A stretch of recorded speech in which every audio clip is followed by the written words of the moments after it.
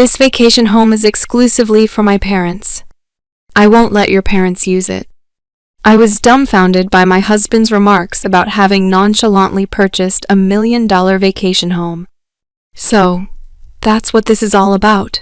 Having learned his motives, I reached the end of my tether. "Fine, but you're going to regret this, you know?" "I won't.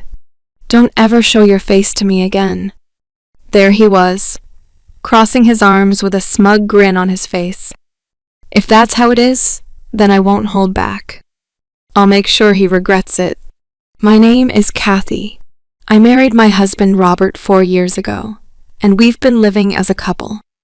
Neither of us have any particular hobbies, so our savings kept growing. If I had to name one indulgence, perhaps it would be brewing coffee from beans on a weekend morning. Speaking of which, your mom's birthday is coming up soon, isn't it? With a fresh brewed coffee in hand? I asked my husband. We're both in our mid-30s. Robert's parents turned 60 this year, a year ahead of my parents. How about we give them a spa retreat as a gift for their birthdays? It'd be a nice memory, don't you think? A good idea, right? When I suggested this, my husband agreed, saying that might be a good idea. I'll ask my parents if they want anything specific. If not, I will give them the spa retreat. It'll kill 2 birds with 1 stone. I didn't mean it like that. I know. Just joking. Next time I see my parents, I'll talk to them about it. Kathy, can you look up some good spas? I asked. I got it. How about we go on a trip too? It would be nice for a change, Kathy replied. 2 weeks passed, and my mother-in-law's birthday was fast approaching. Hey, we need to make a reservation soon. At this rate, we won't even make it for my father-in-law's birthday. Did you talk to your parents? I asked my husband hurriedly. Oh, did I not tell you? I've already asked their preferences, so it's fine. We don't need to book the spa retreat, Robert answered leisurely. Is that so? Then it's okay, but what did they say they wanted? I asked eagerly, hoping to choose a gift together. Robert gave me a look that suggested he found it troublesome. I'll handle everything. It's my parents' 61st birthday. You don't have to get involved, Kathy, Robert said dismissively. I couldn't hide my surprise at Robert's words. He had never brushed me off like this before. That's not a nice way to say it, I said, getting emotional. Why won't you tell me? We've always chosen gifts together. Every year, we decided on gifts for each other's parents together. So why suddenly, at a significant milestone like their 60th birthday, would he say something like this? I couldn't stand my husband's thinking and was frustrated. I don't like to boast, but I'm generally a mild-mannered person. I rarely raise my voice, but my husband wouldn't change his mind, I continued. In the end, Robert wouldn't tell me what his parents wanted. Since then, there's been an uncomfortable atmosphere between us, and we only communicate about necessary matters. Even when we drink coffee brewed from beans, we remain silent.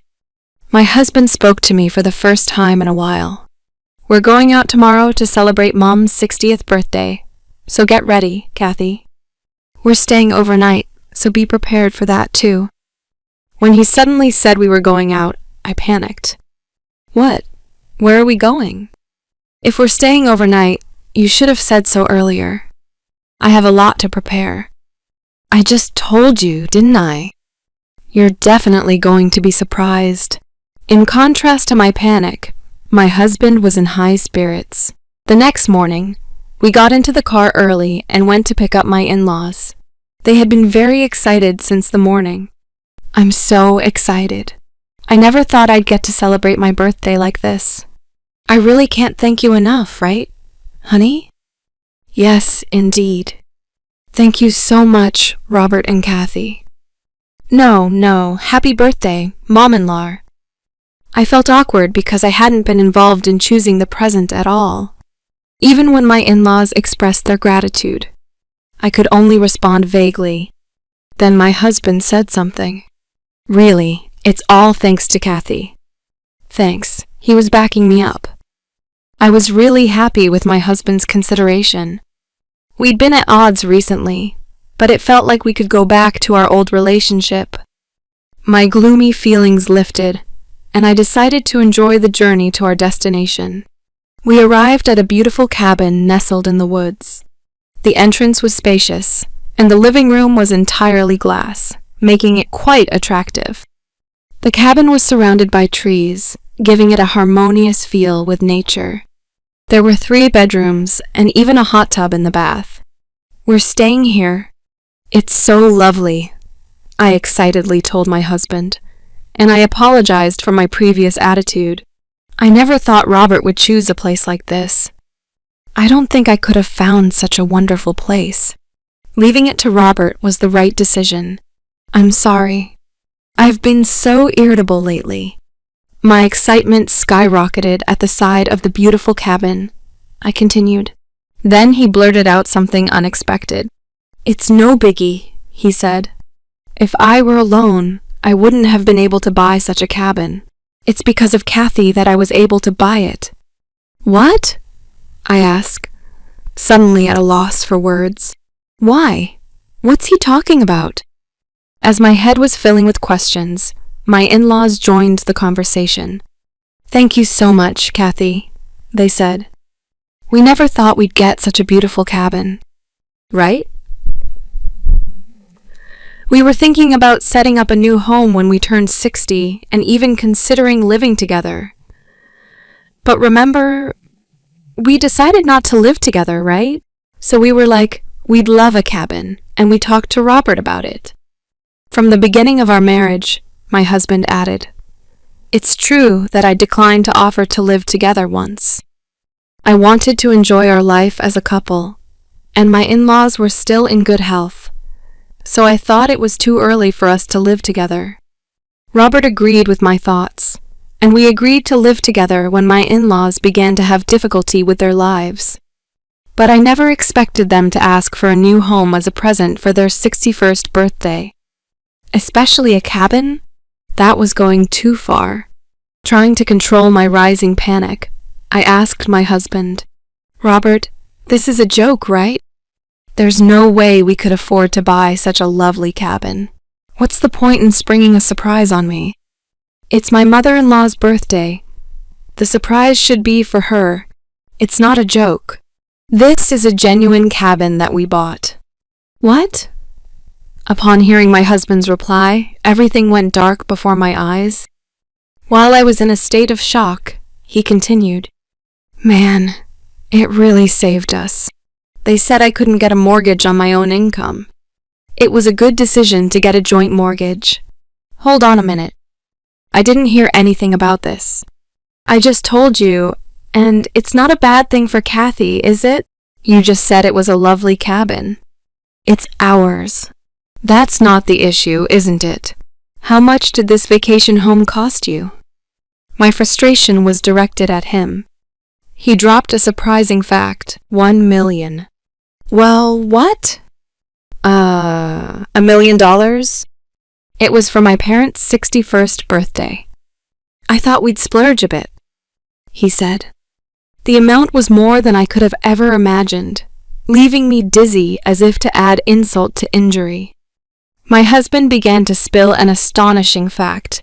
We couldn't get a loan for $1 million property in both our names. So I used all the money we've been saving since our marriage in the joint account as a down payment, he confessed. What? I was beyond shocked and just plain dumbfounded. Why could he be so selfish without even consulting me? I couldn't understand it at all. Despite my shock, my husband continued nonchalantly. Well, it's already bought. I can't do anything about it now because of its size. I took into consideration Kathy's option of not living together. Isn't that good enough? And with this vacation home, we can do whatever we want with it. Our vacation times will be more fun, won't they? His carefree attitude was nothing short of exasperating.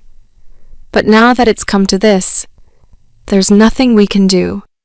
Just as Robert said, This vacation home was indeed lovely, and our holiday enjoyment would increase. Fine. It's already bought, so there's nothing to be done. But you could have at least consulted me, I muttered resignedly. At that, my husband brightened up and laughed. That's more like it. I should have you. I apologize.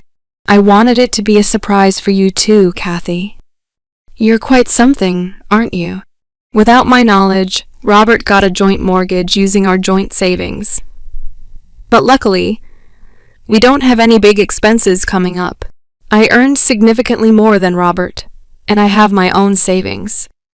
Let's just accept it and think of it as a good purchase. Feeling resolved, I decided to enjoy the grand celebration for my mother-in-law's birthday party and a 2-day stay at the villa. At home, I brewed a coffee and indulged in the memories of our villa's day. It was surprising, but the villa was really splendid. It had a wood-burning stove in the living room, which would be enjoyable in the winter. Feeling happy? I spoke to Robert. Hey, when are we going back to the villa? I want to get some new dishes for the villa. Yeah, I'll check with my parents. Can't we go by ourselves? Well, the villa is technically in our names, but it was a present for my parents' 60th anniversary. It'd be wrong if they had plans, right? I had a bad feeling. Even though it's in our names, I thought it might practically become my in-laws' property. I quickly suggested, as it's our villa, we can invite my parents too, right? Yeah, if they're available. He answered non-committedly, but he didn't refuse. That's a relief. The villa won't become my in-laws' property, but that was too optimistic. For the past few months, I've not been allowed to stay at the villa. I go there, but I can't stay overnight. I dropped my in-laws off at the villa, made them prepare food, and then had to return home. The next day, I picked them up from the villa, cleaned up, and drove them back. It's been like this for 6 months. Despite my many complaints, Robert always has some excuse and sometimes even yells at me. But today, I'm not giving up, because soon it will be my parents' birthday. Hey, Robert. My father's birthday is in 2 months. We can invite them to the villa, right? It's our villa. I emphasized our villa and appealed to Robert. But his reply was the same as always. If my parents don't have plans, that again? It's always the same. We haven't stayed at the villa once in the 6 months since we bought it. It's always your parents who get priority. It's our villa. We are the priority. Plus, I'm also paying the mortgage and the down payment. My parents should be able to stay too, I said. Today, I'm not backing down. I put my foot down more than usual. I continued. Shut up. That vacation house is for my parents only. I won't let your parents use it, Robert Frown replied. I suppose that was part of your plan all along, wasn't it? No wonder you bought the vacation house without telling me, I said. The tolerance I had shown until now snapped in my heart with a sound as if something had broken. I'll never forgive you, I said. Don't think you can get away with such selfish behavior, I continued. Fine. If that's how it is, I won't hold back any longer. Let's get a divorce. What the hell? You're such a petty woman, Robert Frown said. Well, whatever. I'm quite appreciated by my parents for buying that vacation home, and I'm sure my mom would do the housework. I won't be in trouble at all without you.